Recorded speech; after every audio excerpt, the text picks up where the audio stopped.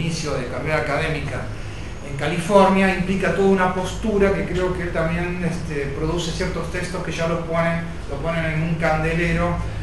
muy diverso al que tenía en Inglaterra, en donde se manejaba con ciertas corrientes a nivel de ciertos grupos políticos de izquierda, y creo que Stanford particularmente implica toda una decisión ideológica probablemente contradictoria con una persona que es marxista y excesivamente radical en su pensamiento, ¿verdad? Entonces creo que televisión y formas culturales evidentemente está en relación con este cambio que hace este señor, que sigue manteniendo, bueno, recordemos Adorno en La Joya, mucha gente va a California a enseñar, lo que implica también ganar buen dinero, ¿verdad? Que es lo que no ocurre en Argentina. Es decir, digamos, el buen académico de izquierda tiene que cobrar bien, y especialmente en los Estados Unidos es un aliciente muy grande, cosa que lamentablemente en Argentina no existe, ¿no? Bien, entonces, pero este tema me parece importante porque evidentemente es a la década posterior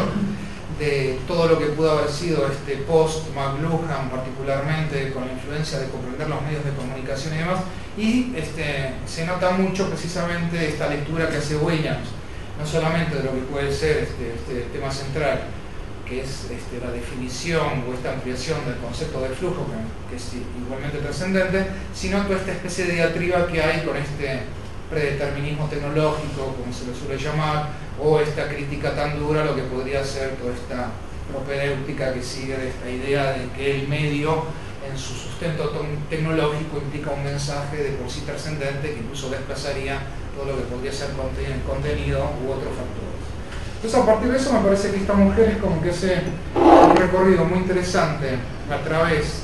de la obra de Williams, y lo que a su vez también es un aliciente para consumir el libro, que también llega tardíamente en su traducción italiana, que era una de las que más consumíamos, además de la inglesa, y que creo que la versión española salió el año pasado. Es un año nada más, llega con muchísimo atraso. Entonces este tema me parece que es importante porque son dos vertientes, volviendo a la importancia de los escritos de McLuhan, que claro, que en 40 años uno únicamente ve la bibliografía que cita Lynn Spiegel, lo que hay sobre crítica, teoría y pensamiento televisivo en Estados Unidos, es absolutamente desbordante, ¿no? Incluso yo esta mujer, con un acto de ignorancia, no la conocí, ¿no? Entonces la obra de Horace Newcomb, o una cantidad de autores que han hecho compilaciones que son trascendentes. Claro, yo esta mujer me parece que es para seguirla porque veo que tiene una cantidad de libros impactantes, y este último me llama mucho la atención porque habla de televisión y arte contemporáneo, ¿no? Que no sé si lo habrás leído. Está una parte traducida en el sitio de Reime. Ah, bueno, wow. Hay un capítulo que es un tema que en estos momentos... Hay dos partes de libros de Spiegel en el sitio, y uno es un tema muy importante, ¿no? Hay otro teórico de la Universidad del Sagrado Corazón de Milán, Marco Senaldi, que tiene un libro que es Televisión y Arte Contemporáneo, que también está saliendo un texto de él en poco tiempo en español. Después está esta famosa muestra impactante que se hizo el año pasado en Austria, en el Museo de Arte Contemporáneo,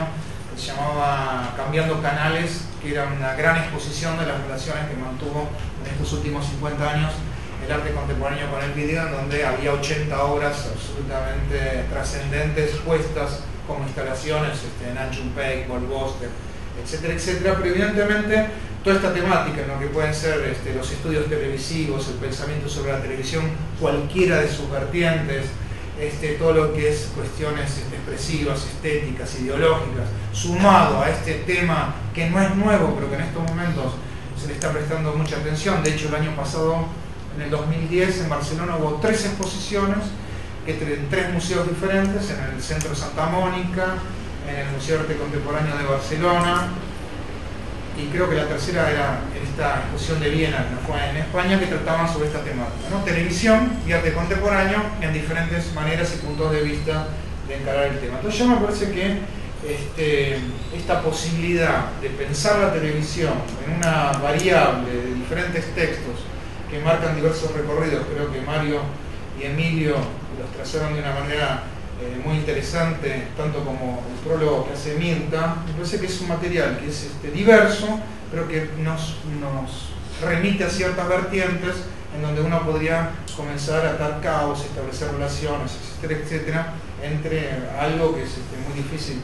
de resumir en tan poco tiempo, pero que evidentemente uno ve ya en este mismo texto complejidades y diálogos que hay entre los artículos bastante variadas y en algunos casos contradictorias, como decía Carlos. Bueno, yo no voy a hablar de la red ni de red, como si vos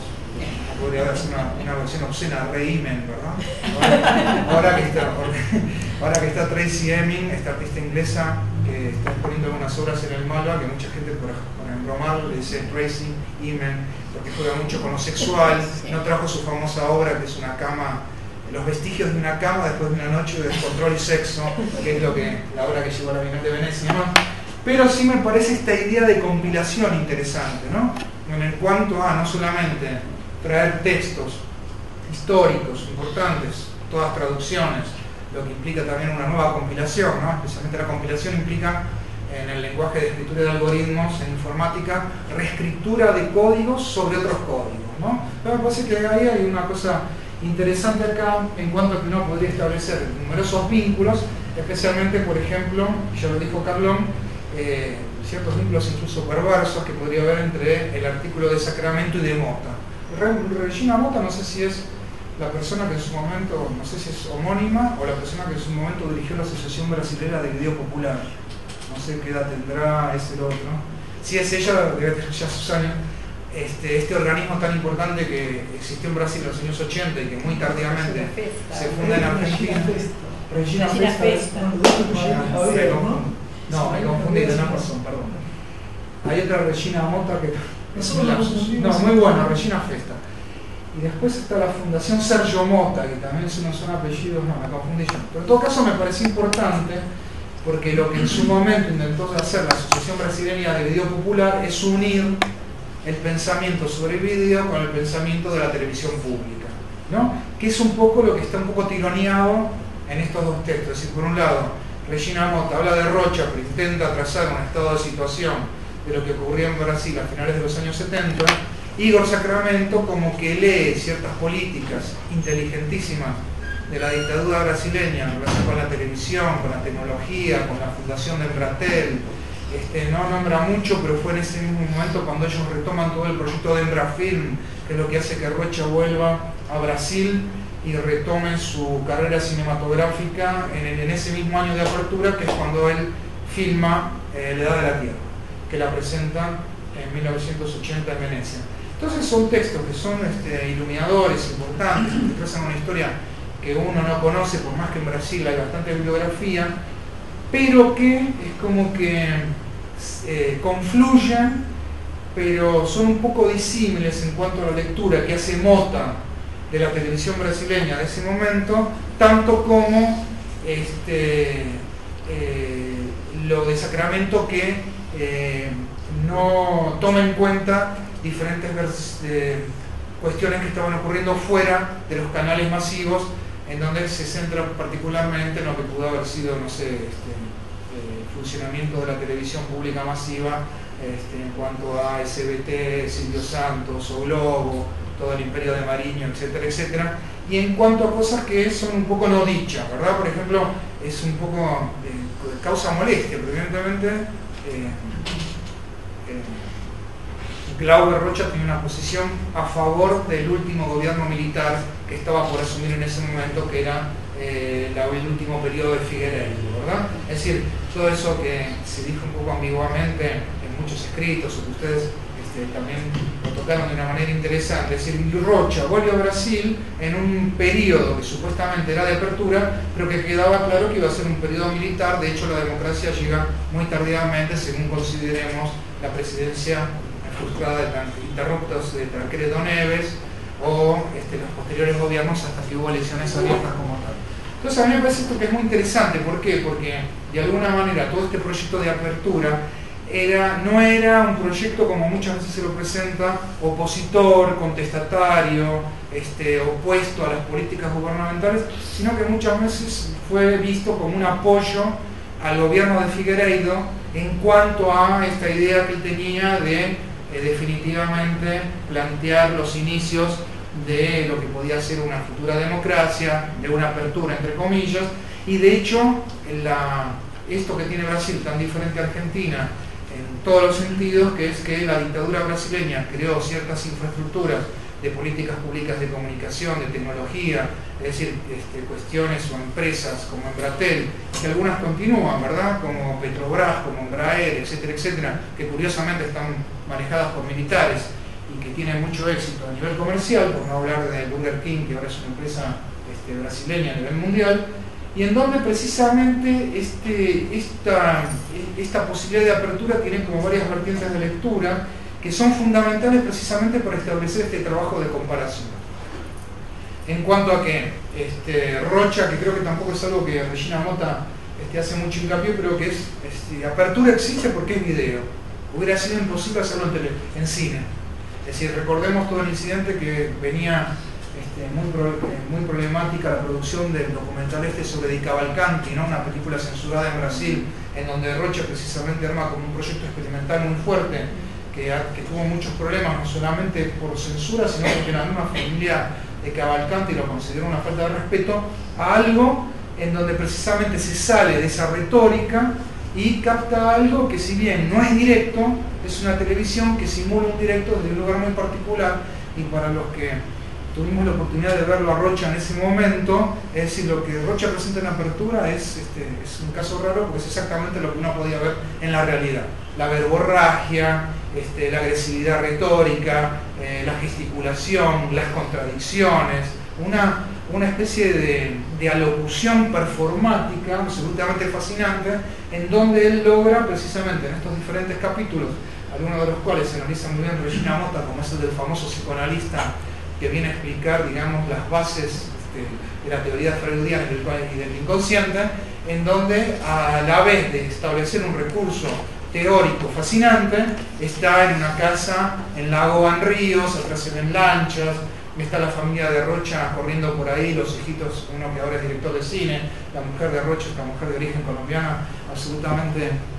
bellísima, que está ahí en el cine, y sobre todo Rocha armando como una infraestructura en donde construye un discurso en relación al encuadre, a lo que podía ser el off, el fuera de cuadro, es decir, algo donde se veía que la televisión podía producir algo que evidentemente después, eso me parece que es otro punto importante, los grandes canales de televisión, particularmente O Globo, como bien resalta, ahora no me acuerdo si es Mota o Sacramento, como fantástico es este programa de variedades que hay los domingos en O Globo, empieza a capturar ciertas ideas que fueron sentadas en ese momento, no solamente por Lago Rocha, sino por todo lo que era el movimiento de video independiente en Brasil. Olhar Electrónico, TV Viva, diferentes productores. Recordemos que una de las figuras de Olhar Electrónico en ese momento era director de cine hollywoodense Etnic, que es Vicente Meireles, ¿verdad? Entonces, una persona que nace con el video independiente en Brasil. De hecho, el famoso locutor de Olhar Electrónico, que es Marcelo Taz, es la persona que hoy conduce este programa que muchos consideran vanguardista en Brasil. Los brasileños evidentemente también han comprado muchos paquetes, que es CQC en su versión de O Globo, conducido por Marcelo Taz, que no es el Marcelo Taz de hace 30 años, sino que es una versión edulcorada incluso del programa que tenía Pergolini acá en Argentina, ¿no? Entonces me parece que todos estos diálogos, en donde uno revisa la historia del cine de Brasil, Rocha es fundamental porque produce ese nexo. Pero podemos hablar de Rocha, de Fernando Meireles, de Sandra Kogut. Sandra Kogut, recordemos que es una realizadora de video arte